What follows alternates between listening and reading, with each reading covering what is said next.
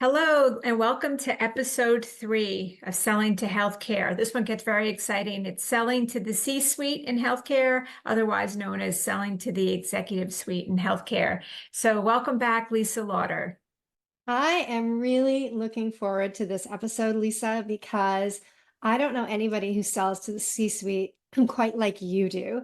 And I consider myself to be a pretty darn good salesperson, but I don't sell to the C-suite the same way that you do. So this is going to be a great conversation. Yeah, thank you.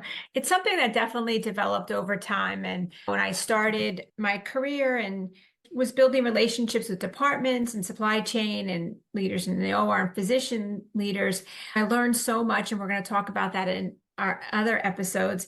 Then when I really became challenged at Vi to get our message out in a bigger, broader way, I was reading and learning. It really hit me like, okay, I've got to go to the top. Yeah.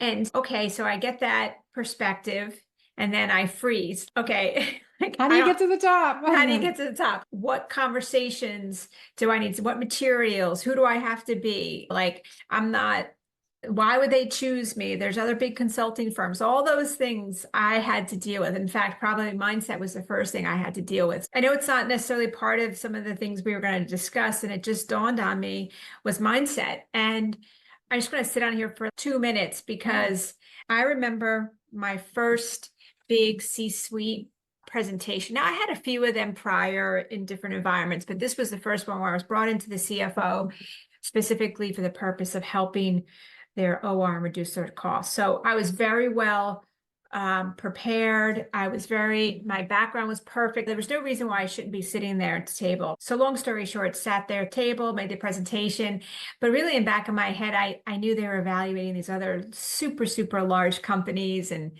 global companies and branding companies. And I literally walked out of there like, I did a great job. I did my best. I have a great background, I had a great conversation. I was able to answer questions, give insights, develop some rapport. I walked out of there like, but they're probably going to pick somebody else. Yeah, just because I'm not a big brand company, right? And they ended up picking us. And it was such a pivotal point in my career, personal life, like so many different aspects, because it just completely opened my mind. And they were a large academic medical center. They were like a multi-billion-dollar organization. This wasn't like, oh, I first started here at this one small hospital. There's nothing wrong with small hospitals. I started Vi in a literally 13-bed hospital. So there's nothing wrong with that. But this was ginormous. And to win it and win it in the C-suite, it just changed everything for me. So at that point, there were a lot of lessons learned, and I knew I could do it. And I knew what it took. And I just had to keep on getting better and better at it because I knew what they were looking for. So I wanted to sit on mindset for a minute, which I hadn't planned on talking about. Yeah, I think it's a really important story. And one of the things that I'm a big believer in, if somebody else can do it, so can you.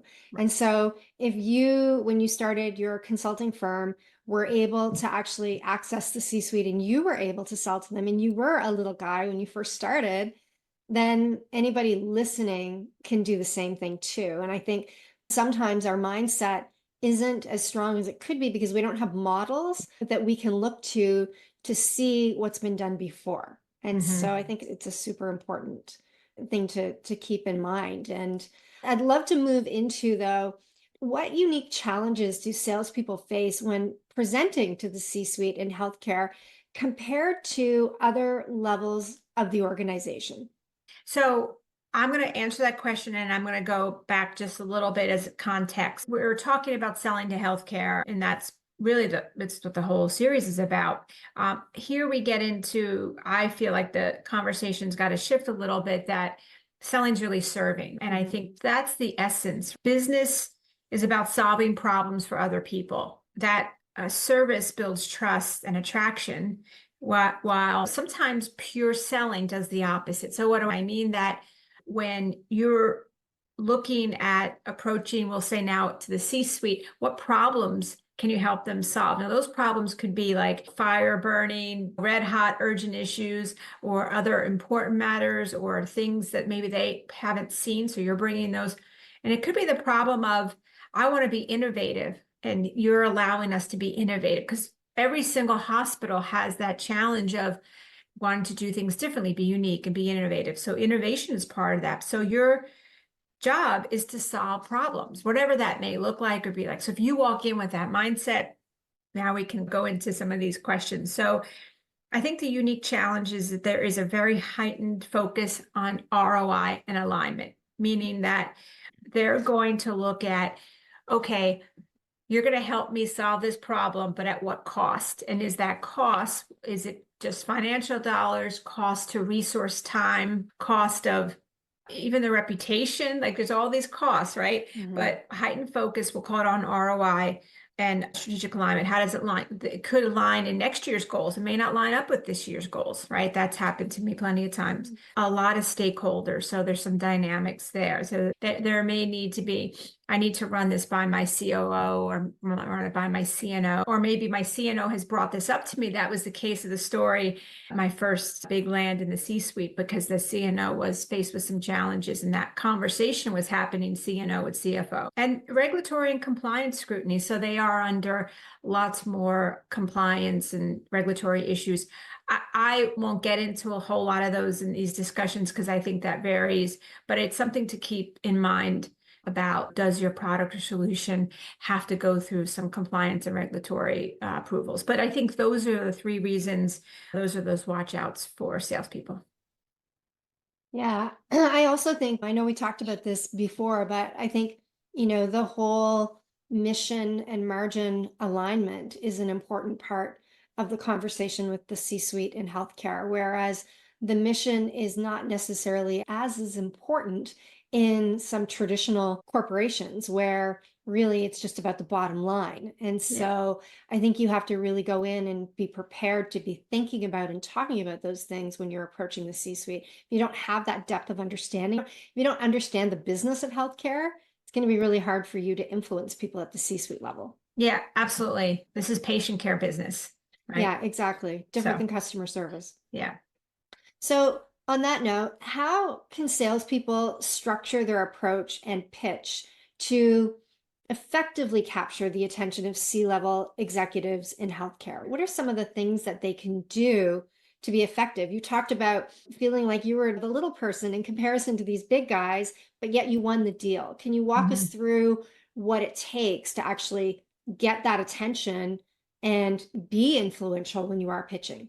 Yeah, I'm going to give, in this case, I have a number of points, but I'm going to give one big point, and rather than three, all three or four I had, leading with data-driven insights. We talk a lot about, oh, I want to give thought leadership and I want to give new ideas, and those things really matter. But what I can tell you probably matters so much more are like deep, nuanced insights. So over the years, I could say to a hospital, which everybody does, oh, you need to reduce costs or you need to improve revenues, right? You have a negative operating margin. Okay, great.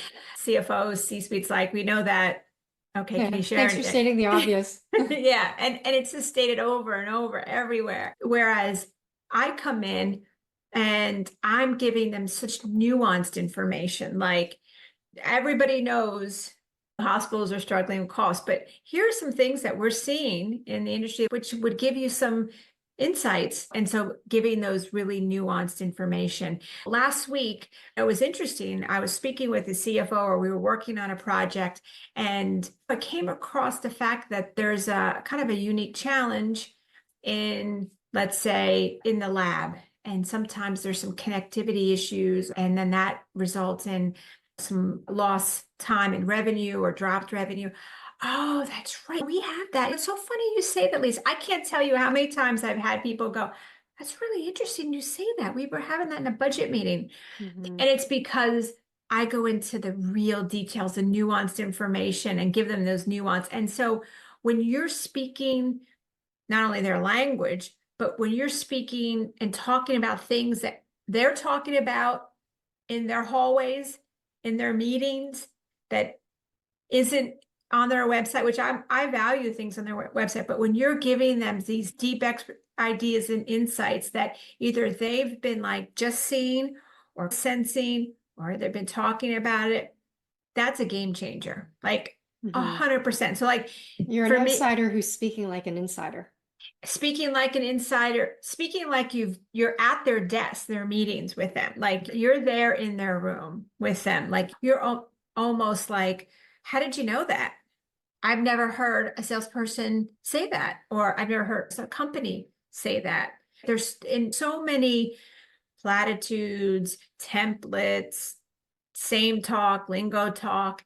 And I'm just like, let's move those out and let's really get behind the scenes and help and speak the language and roll up our sleeves. And I think if there's anything you're hearing today on this podcast, I would say this is probably the biggest gem. We have lots of other ones coming, but this is the biggest gem because that's how you build trust. That's how you build, oh, okay, this is somebody who understands and knows me, and you build credibility. But that takes, a real desire Mhm. to want to know those things, want to do those things. That's a different level of commitment. So you almost need that commitment to be able to speak to the C-suite. Yeah, you can't show up with good insights without having good industry expertise. And you can't Correct. develop industry expertise if you don't do the work of understanding who you're selling to and understanding the problems that they're facing.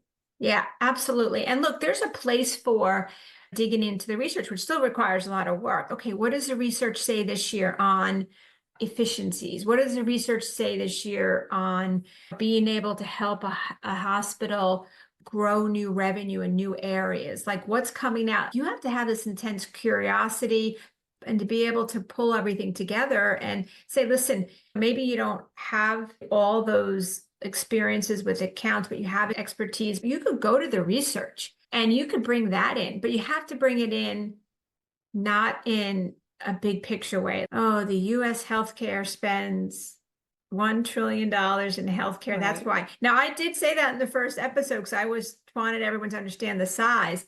I'll never start a presentation that way. I'm going to start it more nuanced. 100%. Okay. 100%. All right. You talk a lot about the importance of understanding where decisions are made. Can you talk to us a little bit and maybe elaborate on the decision-making process at the C-suite level in healthcare? Yeah. So I think this is so three-dimensional. I'll just answer this in a three-step or almost like a Venn diagram process, but it is a multi-layer evaluation process, right? So there may be some need to have department leaders also be involved. If a C-suite does see, they have a problem or a challenge, there still may be needing to be alignment in departments. So there you have some complexity. Of course, there's some analysis on whether that makes sense bringing in your solution. But ultimately, that executive committee is going to make the final decision, but it may be this multi-layer process. And I think the thing that we hear a lot, and it's not talked about a lot in sales and healthcare, or for that matter, really anywhere, but there's priorities, right? And priorities shift. Like we could have a priority, a capital improvement priority or to open a new wing priority, and something happens and that does shift and that priority's moved out 6 months, 8 months. So that's always a dynamic. And that one was okay, I can't help the fact of X, but Mhm. I think there's ways around it, or there's ways to like try to get that your initiative still in the mix or a smaller portion of it while that other priority says precedence. And I think there's always external factors we got to pay attention to. COVID was an external factor, right? Mhm. That shifted everything. Like I had literally so many engagements that were either starting or ready to start, and they were big right as COVID hit. And, at the moment, 60% of those had just had a halt for a moment. And that's Yeah. for most of us. So I think those other external factors could be competition. If you don't know what's going on with your competitors, or they've kept it in stealth mode and now they've launched something, and that could be something that would impact how decisions are made. And I also feel like sometimes it could be personal decisions too. And I talk about this in other episodes, but if there's certain milestones that have to be met, a lot of these leaders, as is a lot of people listening, we're incentivized, and maybe there's a pressing goal that meets a personal goal in the organization. Person has to meet XYZ for their either to maintain their standards or to get a bonus. Sometimes that's pretty compelling for them to shift the priority, right? Yeah, 100%. 100%. So I know we talked about this, but can you maybe talk a little bit more about why is a deep understanding of healthcare crucial when selling to the C-suite? And then can you maybe dive into what specific areas of knowledge you think are most important? If somebody's listening, they're like, okay, I get it. I need to know more about healthcare, but like, where do they start? What are the things that are most important? So I think if I'm going to give any bit of advice right away, is that there's such an interconnectedness of the hospital environment. And so I think what happens sometimes is that we go in and we're like, okay, I'm a cath lab rep and I'm going to focus on cath lab, which is great. You have deep expertise, but do you understand how that connects to the revenue cycle? Do you understand how that connects to maybe scheduling or post-op or other things? And I would think that if you're in an environment, I think it's important to understand your environment really well. And I'm going to answer your question about what they should know, but I also think they should understand who also connects to my area. Like cath lab connects to where else in the hospital. So what else can I learn? It could be patient transport. Patient transport is super important for lots of things that happen in an inpatient setting. So that's one example. What can somebody learn? I think they almost have to learn everything. I know that's a terrible answer, but I think off the top of my head, the top three things they should know, I would say, how does what you do impact revenue? Because that's really key. That's going to be an answer. What's the business case around revenue? What's the business case around efficiencies and savings? But I also feel like, how do you understand different models of payments? How does a hospital get reimbursed? Or also, how do they maybe get penalized for issues around patient care, for issues around readmission? So I would really be understanding a lot of other quality metrics that have impacts. Like I would be studying that a lot. I would be studying understanding payers are a big part of healthcare. Yes, we know Medicare, there's Medicaid state payment, and there's also private pay like Blue Cross Blue Shield, United. How do your hospitals get paid there, or at least understanding that component? So I think that's a good start, Lisa. You and I have worked together for, I think it's almost 7 years now. And I remember when we first started working together, I'm Canadian. I live in the United States now, but I'm Canadian, and I didn't really understand the business of healthcare. And I've learned so much from you over the years. I think the one thing that I would add to people listening is there is no book you can read that's going to teach you everything in under 20 minutes. This is something where you're going to have to continue to invest in the learning over and over again every single day and for multiple years. You're going to stack and continue to learn and learn and learn. And if you really want to be successful in healthcare, that's the kind of commitment that it's going to take. So there are no shortcuts. There's no shortcuts. It's a great point. I read HFMA or HE. I read JAMA. I read, trying to think the other one off the top of my head. That's a big one, but about quality. I read things by the ARN. Like you're right. This is continuous. You can be the expert, no question, but it's a commitment to doing that. And you have to love it because it's ever changing. Okay, Lisa, what types of tough questions should salespeople be prepared to answer when presenting to healthcare executives? I know from my experience working in corporate, there's nothing worse than going into a boardroom and having an executive ask you a question that you don't have the answer to. So, how can you help our listeners anticipate some of the tough questions that they should expect to be asked? Okay, so I'm going to run through these questions. I am not going to give any commentary. These questions, unequivocally, these are questions to take away and be prepared. Actually, have them in the boardroom, in your meeting room, on the Zoom room, and write them out and as a team, answer them as a team. This is an exercise to be done. Okay, ready to go. Number one, what's the total cost of ownership, including implementation and ongoing maintenance, right? Number one, tough questions you will be asked, and it's not I'll get back to you. You should be ready for that. How quickly can we expect to see return on investment? Number 3, how does the solution impact our revenue cycle and reimbursement rates? That one probably comes up almost number 1. Number 4, how will the solution integrate with our existing systems and workflow? Really important. Number 5, what's the implementation timeline and how will it affect our day-to-day operations? What are the resources needed? We've got lots going on. How does this solution enhance patient data security and privacy, which has become a big issue? Can you provide examples of successful implementations in similar healthcare organizations? And I'm going to tell you, they're going to ask, in this state, close to us, just like us, same bed size, academic, you're going to get it in most nuanced format. And in some cases, can we see this in other places? Those are the tough questions. There's lots more. I've narrowed them down. This is a go do exercise. Don't get flat-footed on these. Go do your homework so you're prepared. Yeah, that's right. So why do you think many people avoid selling to the C-suite? What are some of the misconceptions that they might have about trying to sell at that level? Because it's intimidating.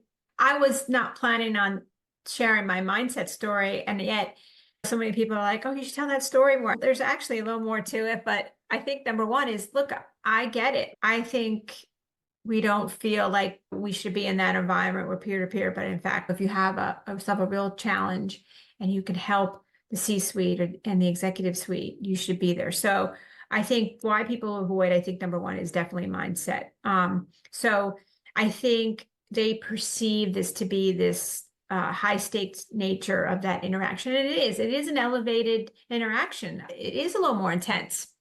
Okay, be prepared for it, then be able to handle it, or not, then don't. I think there's some fears. Again, this all goes back to mindset. I don't know if everyone feels like they could handle the tough questions or it's almost like being in an environment of a debate. And because you're like, not everybody wants to be in that environment. You're on the spot. You're on the spot. You can't control that environment. Like you really are walking into something. You don't know what they're going to ask, what their preconceived experience or, oh, I've had this experience, the company just like yours, and it was a disaster. Like, how do you handle that? You got to your ability to anticipate those things. Yeah. So I think the other aspect is it's really hard to get access, right? I'm not the school you should be getting by gatekeepers. I think that's a terrible strategy. How about find a way that the C-suite wants to speak to you, or the gatekeepers even want to speak to you, but that's a whole nother discussion. So I think that's the perception of us is just so challenging to get to them, get by them. They do have limited access. And I think the perception is that they're too busy, they're uninterested in sales pitches, but that's untrue. They are absolutely looking to help them with their problems and solving their issues. There's no question. There's some interesting statistic that's like the C-suite or executives every day are looking all over the internet for ways to solve their problems or innovation. So that is a misconception. And it's the complexity, like it's going to be a more sophisticated environment. It requires in-depth knowledge. I don't have that. They only care about numbers. And while numbers are important, I think there's other factors. They have personal factors, innovation factors. So I think those are some of the reasons.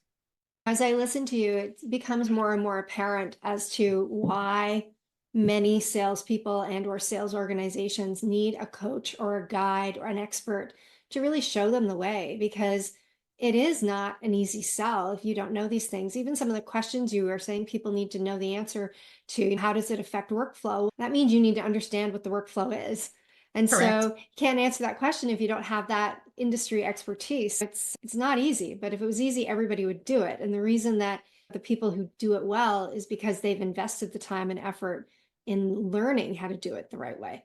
So. Yeah, and you bring up a good point, because I know for me and my team, and when we've gone into those C-suite conversations, we're doing a lot of preparing, a lot of pre-briefing.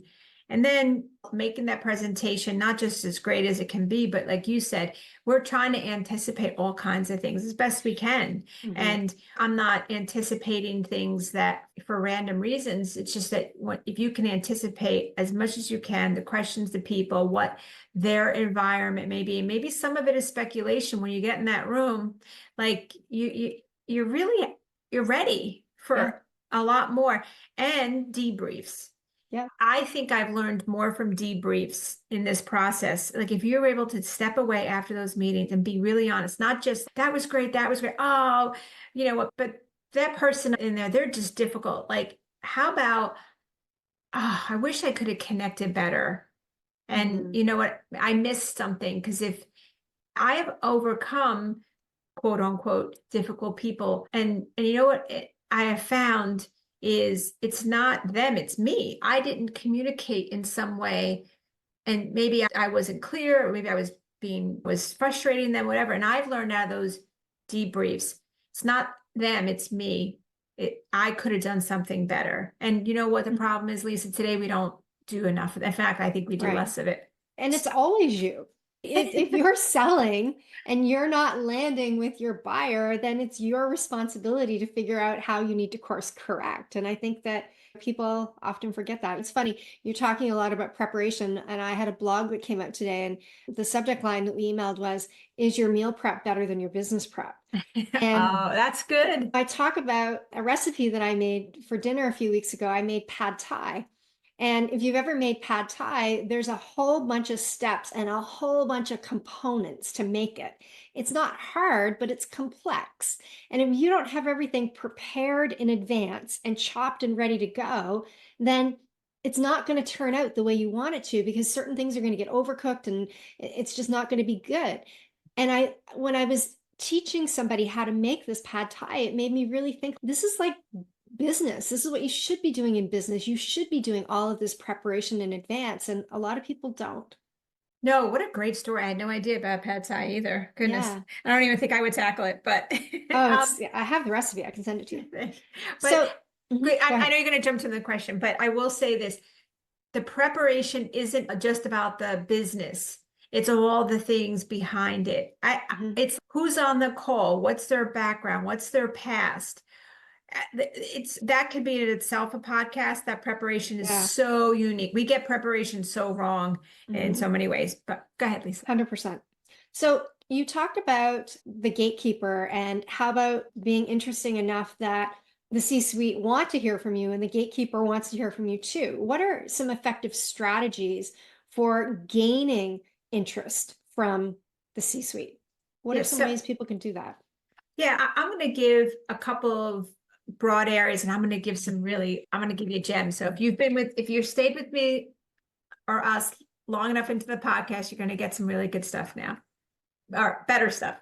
It's all good, So Lisa. it's all good. Yes, thank you. Look, I really am a big believer in doing research reports. You've helped us with so much of that.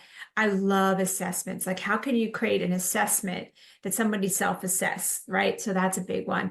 I'm going to give you one that's a little more like detailed, but the webinars are great. Like people sit on webinars, but could you do a really impactful private webinar where you only invite 10 people and you tell people, look, we're inviting 10 CFOs.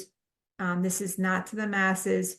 I thought you'd be perfect for it because XYZ, because you're here. We're doing it just for the state, or we're doing it for academic medical. So do a private webinar, and that's it. It doesn't get recorded. It's one time, it's for the people. And I think those are unique opportunities. Of course, I think podcasts, I think videos. How do you get a media platform together? Like, you need your own media platform and what you're doing. I also feel like another gem is, how do you co-collaborate in content? So Lisa, you're a CMO, and I sell to CMOs or COOs. And I might say, listen, we're developing an article and I would love to be able to either interview you or co-create a content piece that we can do together. It's on this topic, whatever that topic is. I know you're interested in that topic, and maybe you bring 2 or 3 people, CMOs together and collaborate. But here's the thing, it is about insights. It is about speaking where they are. It is about, I feel like this lunch and learn stuff is really not, I get it. Like you want to bring lunch in, but then what are you telling them? Like Right. you're bringing lunch to them. Like you want to be their peer. But I think ultimately you've got to, it's your content, your perspective. It's showing up where they show up. There's a lot of chapters, local chapters of things like HFMA or AORN. Like you don't have to go to the big meetings, you go to smaller meetings. And look, I think a really great way to go stealth too is send them a research report by mail with a letter. Yeah. I think you're going to get a lot more visibility with direct mail. Throw it in a FedEx second day. Is the $8 in FedEx with your content right to the CFO worth a And meeting? send them 2, not 1. Yeah. So I just think there's lots of ways. Bombarding them with emails and calls, it doesn't work. Yeah, and all those nasty messages on LinkedIn are not effective. Just Ugh. stop. Yeah, stop hounding people on LinkedIn. Yes. All right, let's talk about something different. I would love for you to discuss the accountability that healthcare executives have to their board and their community, and how that accountability impacts their decision making.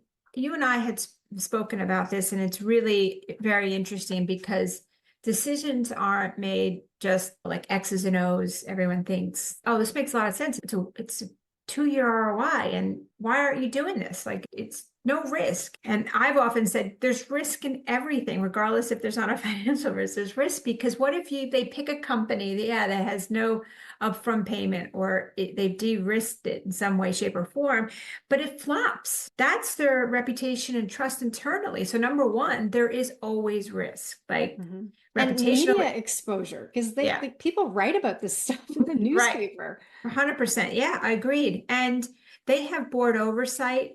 So they're presenting this to the board. Okay, we brought in this company to do this, and they're presenting to it. So now the board's going to say, well, how's that going?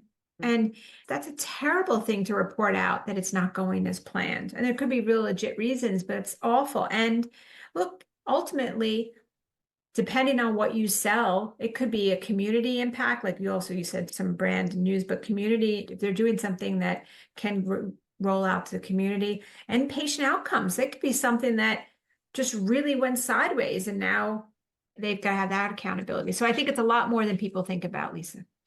Yeah, and I think there's a second part to it, Lisa. There's the accountability that these executives have to the board and to the community, but there's also like vendor reputation. Mhm. Because if you're a supplier, a vendor, a consultant that literally overpromises and underdelivers and creates a bad outcome for that executive who has trusted you to help them, now your reputation is tarnished because Mhm. these communities of people talk to each other. And so if you really want to get past the gatekeeper, develop a reputation where people are talking about you for all the right reasons, and it'll Yeah. be a lot easier, and people will feel a sense of a greater sense of confidence and trust in doing business with you.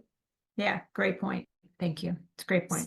So what do you mean? Like I've heard you talk about transformational deals and outcomes. What do you mean by that? And how does a transformational deal and outcome differ from just regular sales in healthcare?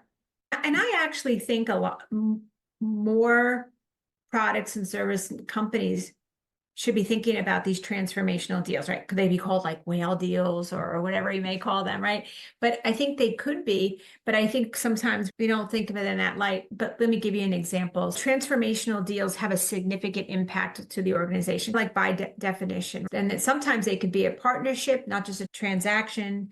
And then they have long-term value creation. So what does that mean? You may sell a capital piece of equipment, right? That solves a radiology solution. It impacts patients. You're able to diagnose. But what if that and companies are doing that. I'm just giving this an example, but what if that radiology solution could be extended out with a bigger vision to the community so that now we have mobile radiology, or we're ready to launch this new unit and it can now reduce cost. It can do things quicker, it's smaller. Things do impact revenue, but maybe sometimes hospitals are space constrained. Like, what does your solution or be able to address a space constrained environment, which if delivered throughout the whole system now is transformational, right? I just feel like we don't think enough about whatever we may sell as transformational, because it could come in all shapes and sizes. And even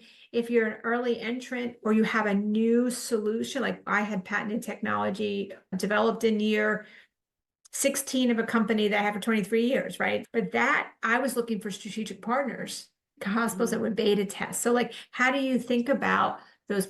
Hospitals have innovation departments that you could partner up with. So I think there's just lots of different ways that you could offer a transformational deal that provides a transformational outcome. That's something that's just unbelievable. Over 10 years, we're going to have a $1 billion transaction or savings financial, or we're going to find cancer in 100,000 patients in a pre-screening environment. Like, just give a big vision that you can deliver on, of course. Right. And when you have that big vision and you actually can deliver those transformational outcomes, guess what? Everybody else wants them too. Absolutely. That's a great point. That's a great point.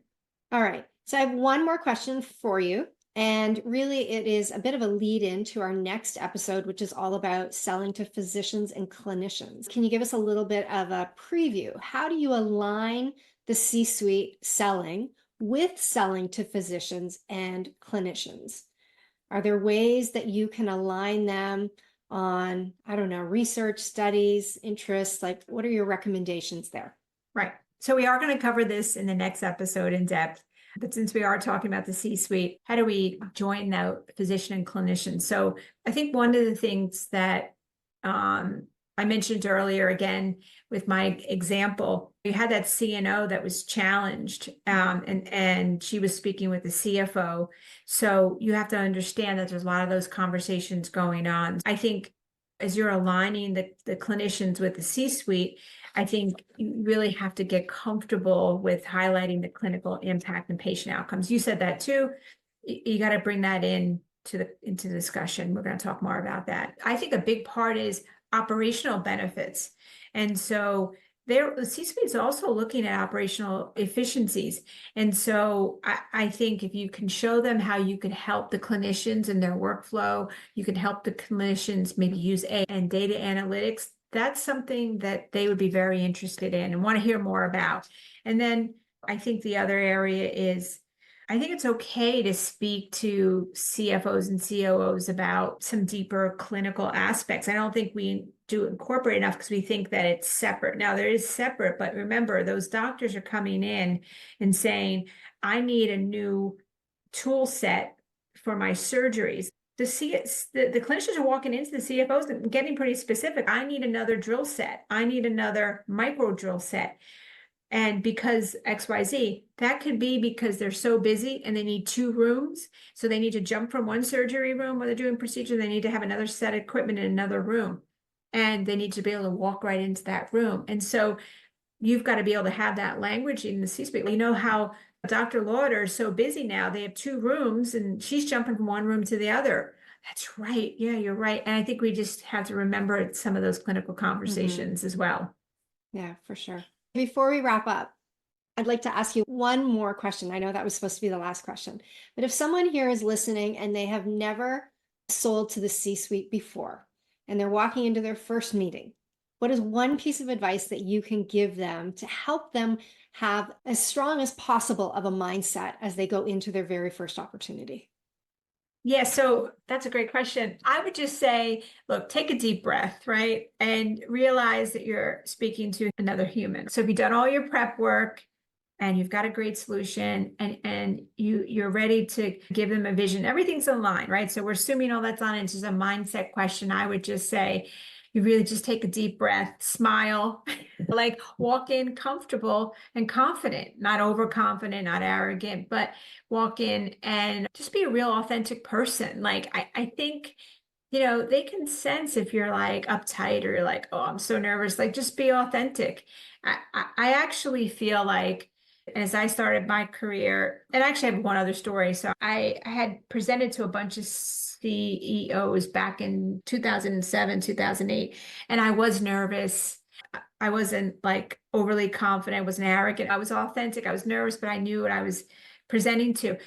I ended up landing 2 7-figure deals from that meeting, but they knew, they like afterwards, like, you did a great job, Lisa. No, we're so proud of it. They were these are CEOs, like, coming up to me. We knew you were nervous, but you did great. And like, we need you to come in. You're so passionate. So fast forward last year, I had a chance to meet these same CEOs. Some of them, they were just so complimentary. Like, you've grown. We've seen you grow. Remember back in I think we just have to remember their dads, their moms, their daughters. Like, they're just real people. I've had lots of Right. conversations about taking care of my mom. And we just have to remember that. And if you're doing everything you need to do on what you deliver, then just Hmm. walk in there. Be Yeah. a real person. Was that helpful? Was that, I don't know, it's a little Yeah, personal for me, given that story, but for sure. The one thing that I always remind myself is that they're experts in their space and I'm an expert in mine. And if yeah, they knew what I knew, they wouldn't be talking to me. yeah, And I have to remind myself of that sometimes if I feel intimidated by right. whoever it is I'm selling to. Yeah, absolutely. And usually, as soon as you start talking, the intimidation goes away. It does. It really does. Yeah, I think it's like anything else. Look, I have one last point. Speaking of points, have you ever watched the US Open? I was just watching the US Open, and Chrissy Everett was talking, and it was Coco, and I forget who she was playing. I think she's another American. I'm going blank on her name. And like the first 2 games, they're off, they're doing things, and Chrissy's just like, we just gotta wait. They both have nerves. They just gotta get through their nerves. Now you think about that. Well, these Coco, like, they've played in these environments. These are professional athletes, and now you have a professional commentator saying, "Look, you just gotta work through their nerves." So I think it's everybody, right? Yeah, We all, absolutely. so 100%. I am looking forward to our 4th episode on selling to physicians and clinicians. Thank you, Lisa, for joining me. This is one of my favorite topics, selling to the executive suite and really helping people in a coaching environment, in a strategy environment. You can reach out to me through my website. Awesome. Thanks, Lisa.